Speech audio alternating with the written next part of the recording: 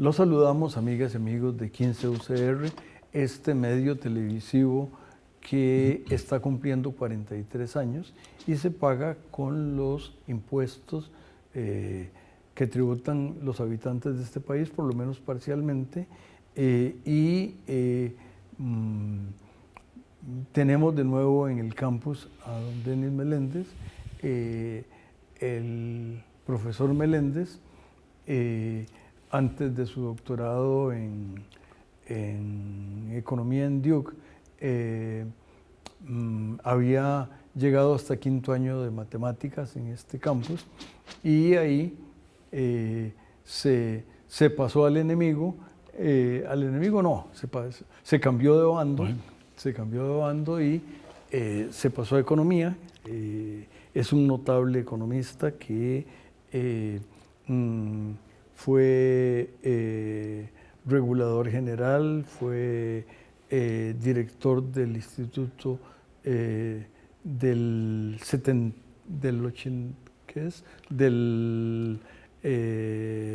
Instituto de Ciencias Económicas, que cumplió 70 años, y fue profesor de la Escuela de Economía, y en alguna época anduvo allá por la linda Bogotá en temas de la banca latinoamericana, pero nada de eso vamos a hablar hoy, sino que me quiero referir a otro tema. La República Liberal, entre otras cosas, creó la educación obligatoria y gratuita para todos los costarricenses y empezó a crear el Ministerio de Salud con todo lo que luego ocurrió. Se crearon instituciones y la República Liberal, la gente no ha oído hablar mucho de ella, pero ya yo lo dije. Mis padres pertenecían a distintos partidos políticos del bipartidismo, eran uno y otro, y por cierto, tenían sus conflictos, pero me parece que esos dos partidos crearon instituciones que la gente puede criticarlas, pero al cabo es el piso sobre el que está la economía de 2025 y en realidad todo el siglo XXI, y se quedará. Y entonces yo quería pedirle a don Denis que nos hiciera un recuento de las instituciones que los verdes del Partido de Liberación Nacional crearon. No es este un programa ni del presente, ni es una propaganda del Partido de Liberación Nacional, sino una reflexión en el tiempo de la construcción que gente que ya no existe, como don Francisco Orlich, don Luis Alberto Monge, don José Figueres, don Daniel Oduere, crearon. Sí, muy bien. Muchas gracias, don Juan Rafael. Muy contento de estar aquí nuevamente. Creo que hace ya un buen rato que no venía por acá, pero siempre es muy agradable participar en su programa. Efectivamente, yo creo que no debemos olvidarnos que la República Liberal, cuando existió, bueno, desde don Ricardo Jiménez y demás, hizo aportes importantes a este país. Sin embargo, hubo cambios importantes a partir de 1948, en donde parte de esa influencia liberal empezó a cambiar. Y empezó a cambiar por una razón muy simple, y es que ya, como suele suceder con todos los modelos, empiezan a ocurrir ciertos cambios que empiezan a hacer necesario moverse en otras direcciones. Y a partir de los años 50 empezó una corriente a nivel latinoamericano de intervencionismo estatal, en donde lo que se buscaba era llenar ciertos vacíos que iba dejando el modelo anterior, especialmente en términos de la política social y en términos de lo que había que aportar a las clases más desposeídas del país. Es cierto que ya en 1942 se había creado el Código de Trabajo y además de eso, pues se creó la Universidad de Costa Rica como una gran herencia de ese modelo liberal que venía terminando, pero todavía en términos de los ingresos de la población estábamos muy lejos. Teníamos una población que en sus niveles de pobreza general superaba el 35% a principios de los años 50 y la pobreza extrema andaba por ahí del 15-16%. Esos eran niveles muy altos que debían ser atendidos.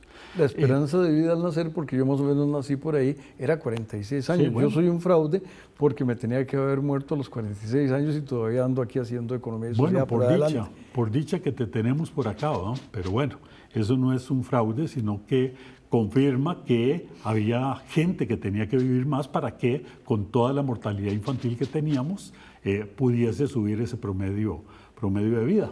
Pero bueno, pasamos a un modelo en donde ya empezaron a verse la necesidad de crear una serie de instituciones que vinieran a resolver problemas puntuales, especialmente de la población más pobre.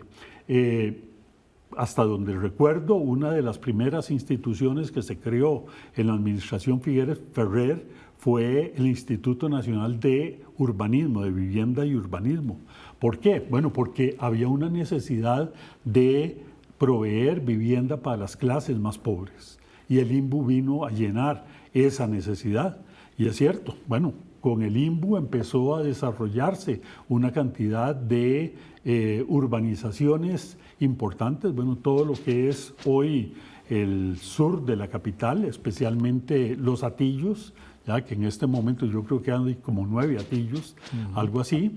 En aquel entonces, bueno, el Hatillo 1, el Hatillo 2, después San Sebastián, recuerdo la ciudadela San Martín en aquellos años y otras que estaban más allá, que vinieron a servir para erradicar una cantidad de poblaciones marginales en el área metropolitana. Recuerdo que se habían generado focos de tugurios principalmente en Barrio México, en lo que se llamaba en ese entonces Rincón de Cubillos, y gran parte de esa población se llevó para esas viviendas. El INBU facilitaba viviendas de varios tipos, viviendas muy elementales para las clases, para las familias más pobres y otros niveles de acuerdo con el nivel de ingreso que tenían las familias. Vino a llenar un espacio muy, muy importante.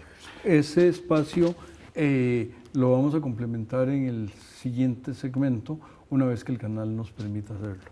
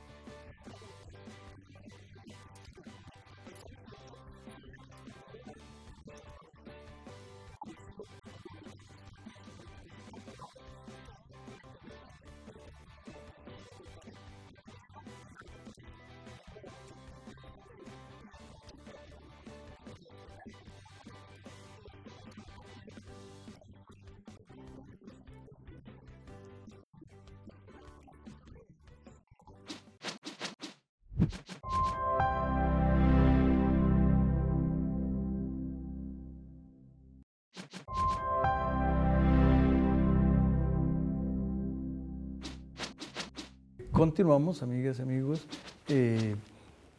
conversando con el profesor universitario, porque noten ustedes que tiene esa calidad de mensaje que implica que era un gran profesor. Por favor, don Denis. Sí, bueno, no voy a seguir haciendo todo el recuento de toda la institucionalidad que se desarrolló en los años 50, 60. Sí vale la pena destacar cómo a finales de los años 50 empezó un cambio muy importante, que fue la apertura de nuestra economía. Teníamos una economía muy cerrada y empezó un proceso de apertura con la formación del mercado común centroamericano. Eso que hoy se le ve precisamente como un elemento distorsionante, y algunos dicen, no, pero es que eso nos encerró en una economía muy complicada porque era únicamente un crecimiento hacia lo interno, era muy significativo, porque precisamente de una economía estrictamente doméstica pasamos a una economía ya con, se decía en aquel entonces, 40 millones de consumidores, que eso era un mercado enorme para nuestro país y para los demás países centroamericanos. Eso vino a cambiar radicalmente nuestra economía porque empezó a desarrollarse efectivamente la industria. De hecho, ese era el objetivo. Empezaron a traerse industrias al país que empezaron a generar empleo.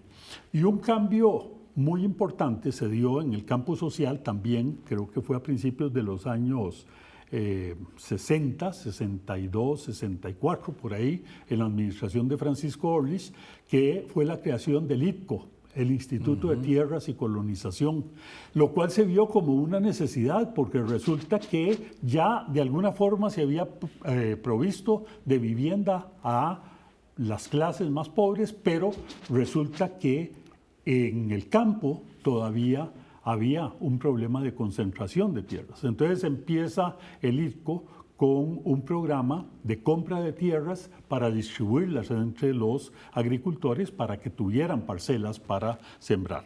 Lamentablemente, pues ese programa como que quedó a medias, como que no se desarrolló bien porque muchos de los agricultores que se establecían en esas colonias del ITCO buscaban la manera más bien de salirse y demás. Pero sí sirvió como un puente para el desarrollo del área rural.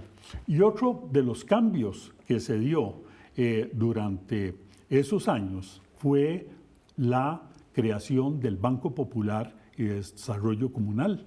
Este banco, que fue creado en la administración de don José Joaquín Trejos, vino a llenar también una necesidad. Todavía estábamos con el sistema de banca nacionalizada que se había ido concentrando y había concentrado sus carteras básicamente para financiar los cultivos más importantes, el café, el banano, el azúcar, el cacao, que en aquellos años era importante, eran los que recibían los fondos. Y como había topes de cartera, entonces el trabajador no tenía acceso a préstamos para sus necesidades, incluso de consumo, incluso para desarrollar pequeños proyectos. Y yo creo que el Banco Popular vino a llenar ese vacío. Lógicamente, todo esto hay que verlo en un contexto, como decía Ortega y Gasset, yo soy yo y mi circunstancia, ¿ya? Y si yo no la salvo, entonces si no la salvo a ella, entonces no me salvo yo. ¿Qué quiere decir esto? Bueno, todo esto era un contexto que había que verlo de lo que estaba pasando en aquellos años. Es muy fácil en este momento venir y decir, no, es que todo eso fue un error porque posteriormente hemos visto que hubo, que esas instituciones se cargaron de personal, se hicieron muy burocráticas y demás, pero resulta que en aquel entonces era precisamente lo que el país necesitaba. Y a principios de los años 70 se dio la creación de una institución que fue muy significativa y que todavía lo sigue siendo, que fue la creación del Instituto Mixto de Ayuda Social. El Instituto Mixto de Ayuda Social vino precisamente ya a llenar otro espacio en términos de las familias que tenían bajos ingresos. Había una población muy vulnerable, de muy bajos ingresos, que no tenían ni siquiera para atender las necesidades mínimas, y el Instituto Mixto de Ayuda Social vino a ayudar en ese sentido. como todo suele suceder, bueno, evidentemente le costó arrancar a esta institución, vino a complementarse posteriormente en la administración de don Daniel Oduber con el programa de desarrollo social y asignaciones familiares. Esto había iniciado con la idea de don Pepe Figueres de que fuera una transferencia de ingreso de los salarios más altos a los salarios más bajos, por eso lo llamaban asignaciones familiares. Se le dio otro enfoque en la administración Oduber y se dijo, no, vamos a crear un fondo que va a servir para desarrollar programas sociales. Todo esto vino a permitir una disminución en el tema de la distribución del ingreso. Costa Rica en aquel entonces tenía unos coeficientes de Gini superiores al 50.56, que era un elemento muy distorsionante. Se lograron bajar, ese indicador se logró bajar hasta 0.46%, 0.45%, 0.46%. Eso significa que efectivamente estaban teniendo éxito todos estos programas. Con el tiempo las cosas empezaron a cambiar. El Instituto Mixto de Ayuda Social junto con asignaciones familiares empezaron a llenar una serie de brechas que tenía la población más desprotegida. Incluso ya se empezó a ver que el INBU ya era una institución que no estaba cumpliendo su papel. Y sucedió un hecho casi anecdótico, que fue que por aquel entonces, como había poblaciones muy pobres que no tenían vivienda y el INBU ya no las cubría porque se necesitaba un cierto nivel de ingreso, resulta que el INBU tenía abandonada esa población. Y entonces fue la fuerza pública la que empezó con un programa un poco extraño. Los policías los ponían a construir vivienda popular. Con los policías construyendo vivienda popular, le pediremos al canal que nos invite al tercero y último segmento. Al programa Economía y Sociedad, dirigido por don Juan Rafael Vargas, mis más gratas felicitaciones por 25 años de éxito, comunicando a un público excelente información relevante. Felicidades.